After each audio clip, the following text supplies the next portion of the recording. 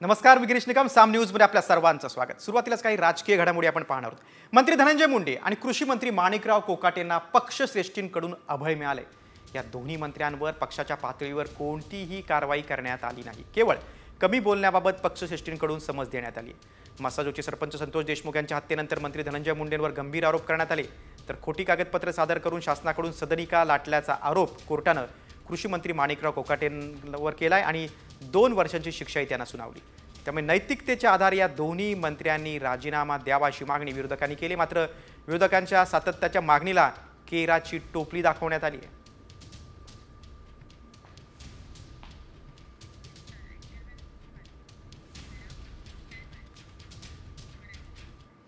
दरम्यान कृषी मंत्री माणिकराव कोकाटे यांच्या शिक्षेसंदर्भातील सुनावणी आता पुढे ढकलण्यात आलेली आहे. 5 मार्चला कोकाटेंच्या शिक्षेबाबत निकाल येणार आहे. मुख्यमंत्री कोट्यातील घरकुल लाटल्याप्रकरणी कोकाटेंना 2 वर्षांची शिक्षा झालेली आहे. त्यामुळे आता कोर्ट काय निर्णय देणार याकडे सर्वांचं लक्ष आहे. तर शिक्षेला स्थगिती मिळाली नाही तर कोकाटेंची आमदारकी जाऊ शकते.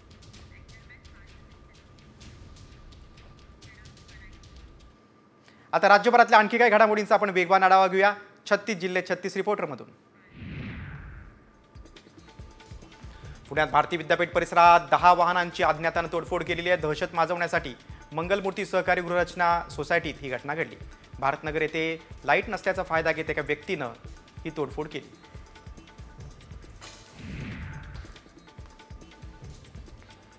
डोंबिवलीत उद्यानासाठीच्या आरक्षित भूखंडावरील इमारतीवर बुलडोझर चालवलेला आहे. या प्रकरणी आता बिल्डर चेतन माळी विरुद्ध गुन्हा दाखल झालेला आहे. पोलीस बंदोबस्तात पोकलेन जेसीबीच्या साह्यानं ही इमारत पालिकेच्या कर्मचाऱ्यांनी जमीनदोस्त केली.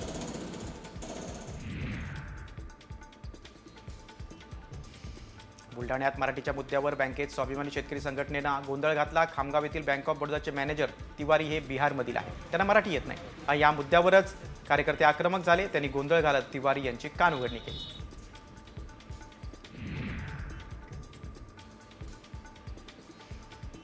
राज्यातील शेतकऱ्यांच्या पीएम किसान योजनेचे पैसे परप्रांतीयांनी ओरबाडले. नाशिकच्या कळवण तालुक्यातील भादवन गावातून हा प्रकार समोर आलाय. गावात घर नाही, शेती नाही, तरी पश्चिम बंगालच्या भामट्यांनी पीएम किसान योजनेचा हप्ता लाटल्याचं समोर आलं.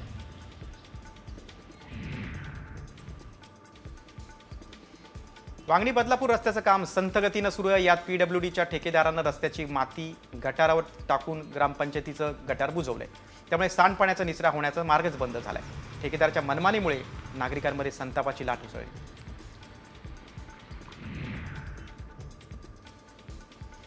अहिल्यानगरातील कोपरगाव शहरात टेलिग्राम कंपनीची लाईन टाकताना नगर परिषदेची जलवाहिनी फुटली आहे. त्यावेळी लाखो लिटर पाणी वाया गेलं. यावेळी रस्त्यावर पाणी साचल्यानं वाहन चालकांना मोठी कसरत करावी लागली. तर दुकानामध्ये पाणी शिरल्यानं व्यावसायिकांचं मोठ्या प्रमाणात आर्थिक नुकसान झालं.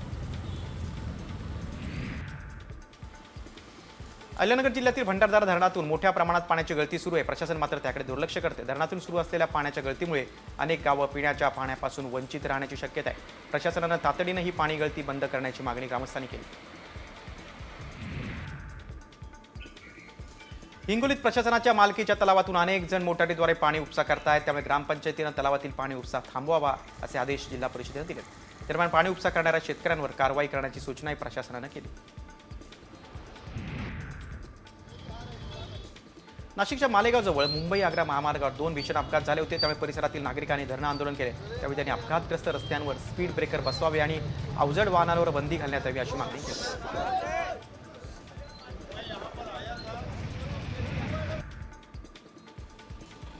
जळगावात कंत्राटदारांनी जिल्हाधिकारी कार्यालयावर आक्रोश मोर्चा काढला. त्यांचा कोट्यवधीचा निधी शासनाकडे प्रलंबित आहे. त्यामुळे त्यांनी 5 फेब्रुवारीपासून काम बंद आंदोलन केलंय. मात्र त्याची दखल शासन स्तरावर घेतली गेली नाही.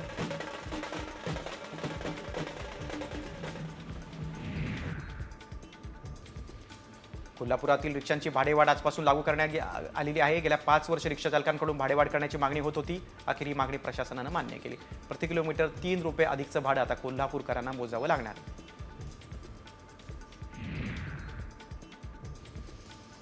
सर्वसामान्यांचं गाऱ्हाण ऐकण्यासाठी सांगलीच्या जिल्हाधिकाऱ्यांचं दालन आता खुलं झालंय. मुख्यमंत्र्यांनी प्रशासनाने नागरिकांच्या संवादाची सूचना दिली होती. त्यानंतर जिल्हाधिकारी अशोक काकडे सोमवार आणि शुक्रवार हे 2 दिवस आपलं दालन सर्वसामान्यांसाठी आता खुलं ठेवणार आहेत.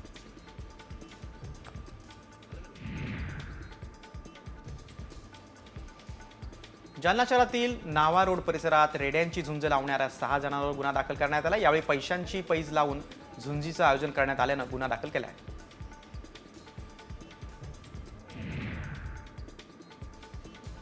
गेल्या वर्षभरात यवतमाळमध्ये 1.5 लाख वाहन चालकांनी वाहतुकीचे नियम मोडलेत. या वाहन चालकांनी 6.5 कोटींचा दंड थकवलाय.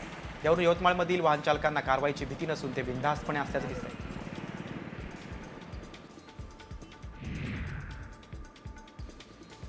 यवतमाळच्या टिपेश्वर अभयारण्यातून धाराशिवमध्ये आलेल्या वाघाला पकडण्यासाठी वन विभागाला मिळालेली मुदत आता संपली आहे.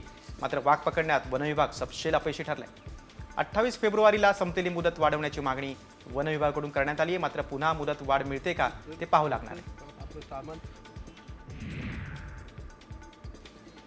लातूरच्या निलंगा तालुक्यातील हनुमंतवाडी मुगाव शिवारात जंगली रानडुकरांनी हैदोस घातला. शेतकरी हरिभाऊ रुबदेंच्या 3 एकर शेतातील नवीन लागवड केळीची जी बाग होती ती रानडुकरांनी रातोरात उद्ध्वस्त केली. या रानडुकरांचा बंदोबस्त करून आर्थिक भरपाई मिळावी अशी मागणी शेतकऱ्यानं शासनाकडे केली. उल्हासनगरात एका नराधमानं शेजारी राहणाऱ्या 16 वर्षीय अल्पवयीन मुलीवर वारंवार लैंगिक अत्याचार केलेत. मुलगी 7 महिन्यांची गरोदर असताना गर्भपाताच्या गोळ्या देऊन तिचा गर्भपात केला आणि हा गर्भ स्वतःच देऊन पुरला. मात्र याची माहिती पोलिसांना मिळताच आरोपीला त्याच्या कुटुंबियांसह आता बेड्या ठोकण्यात आल्या. अकोल्यात एका 28 वर्षीय तरुणानं राहत्या घरातूनच मुलीचं अपहरण केलंय. मुलीचं अपहरण झाल्याचं समजताच कुटुंबानं पातूर पोलीस ठाण्यात धाव घेतली. पोलिसांनी आरोपी विरोधात गुन्हा दाखल केला आहे. मात्र पोलिसांनी मुलीचा शोध घेण्यासाठी कुटुंबाकडे 5,000 रुपयांची मागणी केली असा आरोप होतो.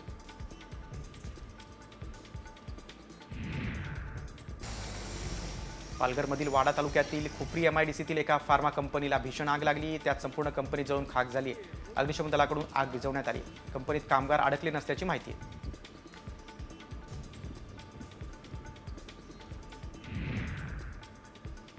नांदेडमधील कंधार शहरात प्रवासी घेऊन जाणाऱ्या रिक्षाचे ब्रेक फेल झाल्यामुळे रिक्षा उलटली. यावेळी 6 प्रवासी आणि एक लहान मुलगा प्रवास करत होता. 3 जण गंभीर जखमी झालेत. इतरांना किरकोळ दुखापत झाली. त्यांच्यावर नांदेड रुग्णालयात उपचार सुरू आहेत.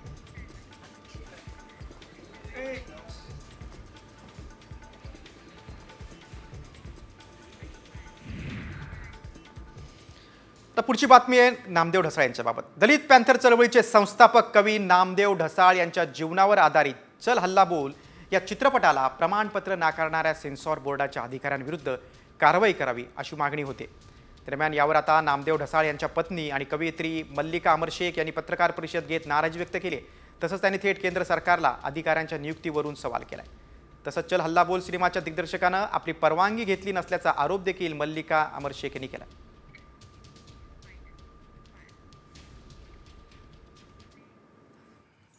सगळ्यात महत्त्वाची गोष्ट म्हणजे आणि अत्यंत दुःखाची गोष्ट एक शोकांतिका आहे मराठी माणसाची की त्यांच्या मातीतच आणि मराठी भाषा दिनाच्या दिवशी या लोकांनी नामदेव ढसाळ कोण आहे हे विचारणारी मुद्दाम दरपोक्ती करणारा माणूस त्याला ताबडतोब त्याचं निलंबन केलं पाहिजे. आणि मी आता तीव्र शब्दात निषेध करते.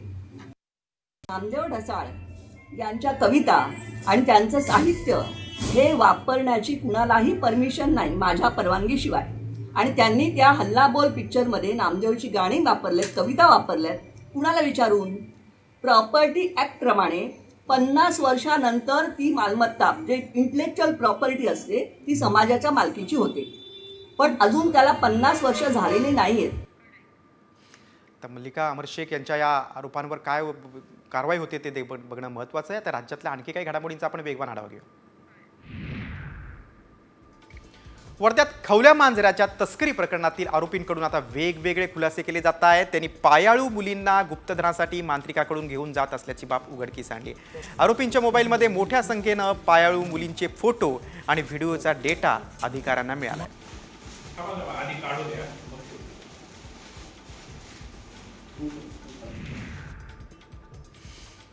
एसटी बस अपघातात तरुणाच्या मृत्यूनंतर राडा करणाऱ्या जमावावर पोलिसांनी कारवाईचा बडगा उगारला. या प्रकरणी 33 जणांवर अलिबाग पोलीस ठाण्यात गुन्हा दाखल झालाय. अलिबाग एसटी बसच्या धडकेत एकाचा मृत्यू झाला होता आणि या घटनेमुळे संतप्त जमावानं 2 बसेसची तोडफोड केली होती. दरम्यान आरोपी बस चालकाला पोलिसांनी अटक केली.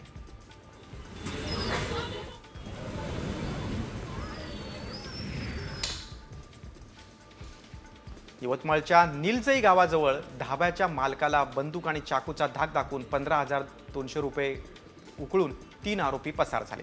या प्रकरणातील आरोपींना पोलिसांनी 2 तासातच जेरबंद केले.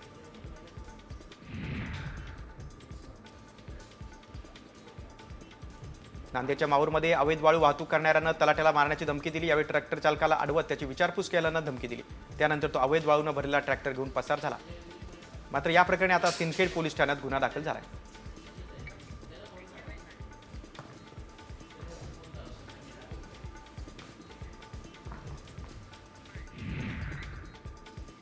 पुढची बातमी आता नाशिक शहरातून। गंगापूर रोडवरील एका कॅफेवर भाजपचे आमदार देवयानी फरांदे यांनी पोलिसांना घेऊन तिथं छापा टाकलेला आहे। यावेळी कॅफेमध्ये अश्लील प्रकार सुरू असल्याचा दावा फरांदे यांनी केला। भाड्यानं तासांसाठी रूप दिला जात होती याची माहिती मिळताच फरांदेंनी छापा टाकला। यावेळी कॅफेत काही कपल्स आढळून आलेत। कॅफेच्या आडून गैरकृत्य सुरू असल्याचा आरोप होतोय।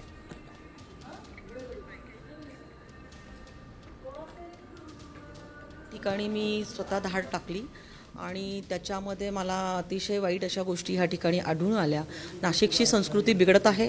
नाशिक शहर पोलिसांनी ह्या विषयावरती तातडीने काम करायला पाहिजे आणि गंगापूर पोलीस स्टेशन असेल, सरकारवाडा पोलीस स्टेशन असेल, ह्यांच्या हद्दीमध्ये हे सगळे विषय असे चालू असताना ह्याच्यावरती आजपर्यंत कारवाई झालेली नाही आहे। मी नाशिक शहराच्या पोलीस आयुक्तांना भेटून ह्या सगळ्या विषयांमध्ये शहरामध्ये अशा पद्धतीचे अनेक ठिकाणी हे व्यवसाय असे चालू आहे आणि एकूणच नाशिकची संस्कृती बिघडवण्याचं काम चालू आहे।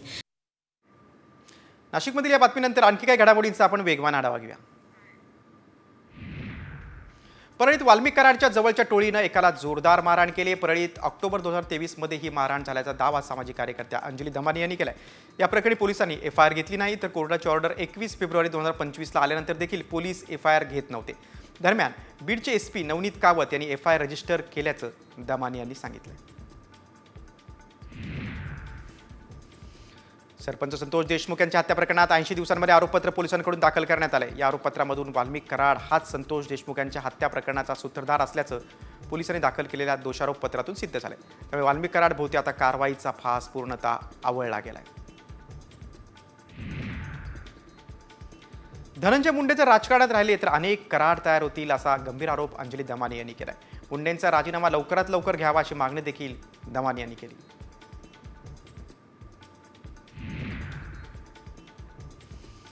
उपमुख्यमंत्री अजित पवार आणि उत्तम जानकर यांनी एकाच गाडीतून प्रवास केलाय। आमदार उत्तम जानकर हे शरद पवार पक्षाचे आमदार आहेत। पुण्यातील सर्किट हाऊस पासून ते कौन्सिल हॉलपर्यंत अजित पवारांसोबत जानकर एकाच गाडीत होते।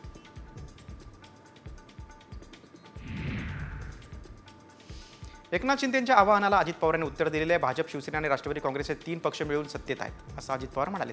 अजित पवारांच्या पुण्यात भगवा झेंडा फडकवण्याचा आहे असं एकनाथ शिंदे म्हणाले होते, त्यावर अजित पवारांनी हे उत्तर दिले। ड्रग्ज संदर्भात लवकरच झिरो टॉलरन्सी पॉलिसी अवलंबणार आहे। ड्रग्जच्या केसमध्ये कोणत्याही पदावरील पोलीस अधिकारी आढळून आला तर त्याच्यावर निलंबनाची कारवाई होणार नाही, तर त्याला थेट बडतर्फ केलं जाईल असा इशारा मुख्यमंत्र्यांनी राज्यातील पोलीस यंत्रणेला दिला आहे।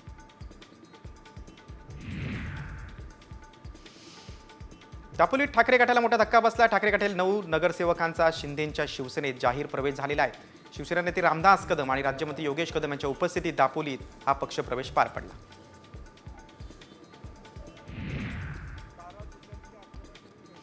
कोल्हापुरातल्या एकूण 5 मतदारसंघातून शक्तीपीठ महामार्ग जातोय, मात्र त्यातल्या 4 आमदारांचा शक्तीपीठ महामार्गाला विरोध असल्याची माहिती काँग्रेसचे नेते सतेज पाटील यांनी दिली। आमचा विरोध केवळ कोल्हापूरसाठी नसून हा मार्गच नको यासाठी आमचा लढा आहे असं सतेज पाटील म्हणाले।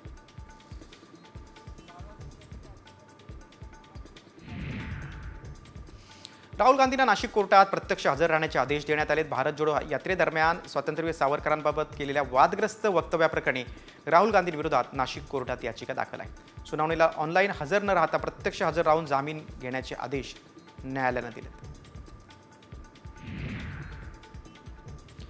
पुणे पोलिसांनी कुख्यात गुंड गजा मारण्याची फॉर्च्युनर गाडी देखील आता जप्त केली, मात्र ही गाडी मारण्यानं दुसऱ्याच्या नावावर घेतलेली आहे। गजा मारण्यासोबत सिनेमा पाहण्यासाठी आलेले सर्वजण पोलिसांच्या रडारवर आहेत। पोलिसांनी यापूर्वी अटक केलेल्या आरोपींच्या दुचाकी जप्त केल्या होत्या।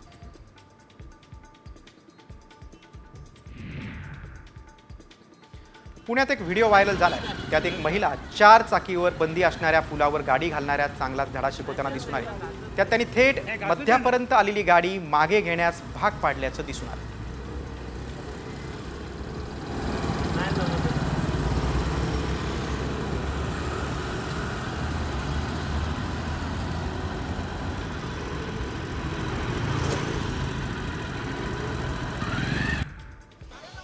नागपुरातील महाल परिसरामध्ये शिवप्रेमींनी आंदोलन केले. छत्रपती शिवाजी महाराजांबद्दल प्रशांत कोरटकर आणि सोलापूरकरांनी केलेल्या वक्तव्याचा निषेध नोंदवण्यात आला. छत्रपती शिवाजी महाराजांच्या पुतळ्याजवळ एकत्र येत घोषणाबाजी करण्यात आली.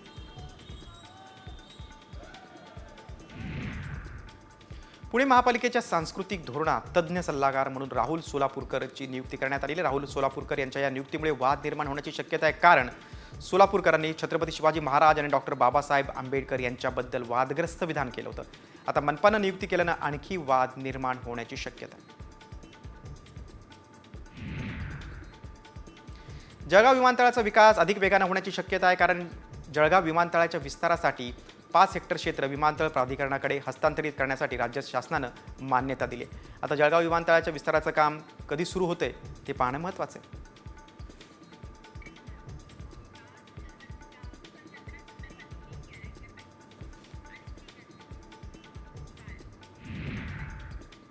आता पाहूया जत्रेची बातमी.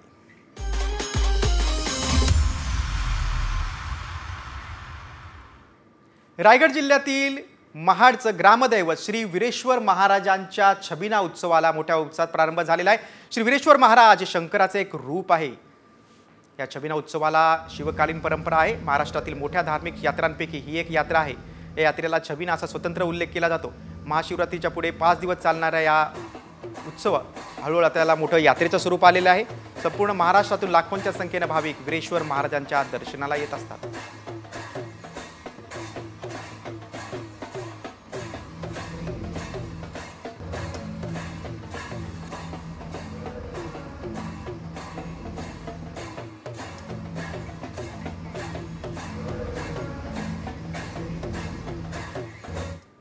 एका छोट्याशा ब्रेकनंतर लगेचच परततोय. पाहत राहा साम न्यूज. साम हेल्पलाईन. तुमच्या परिसरातील समस्या, तुमचे प्रश्न कुणी दखल घेत नाही. व्हिडिओ बनवा आणि पाठवा 9594885566 या व्हॉट्सअप नंबरवर. आम्ही होऊ तुमचा आवाज. साम हेल्पलाईन. साम टीव्ही तुमच्यासोबत, तुमच्या प्रश्नांसोबत. साम टीव्ही, बातमी जी व्यवस्था बदलेल.